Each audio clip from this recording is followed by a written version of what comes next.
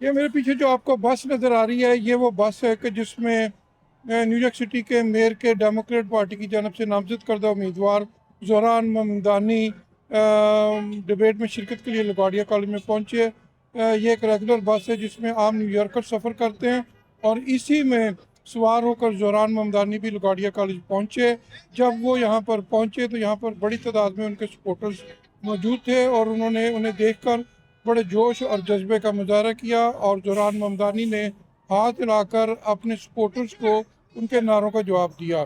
New York میں آج Dhahran Mamdani, Andrew comma اور کرٹس سلائیوا کے درمیان دوسری اور آخری ڈبیٹ ہونے جا رہی ہے، جس کے بعد نیو یارکرز اپنا ذہن بنائیں گے اور فیصلہ کریں گے کہ کس کو 4 نومبر کو نیو یارک سٹی کا نیکسٹ 4 سال کے لیے میئر ہونا چاہیے۔ Mohsin Zaheer, New York. Don't forget to like, comment and subscribe.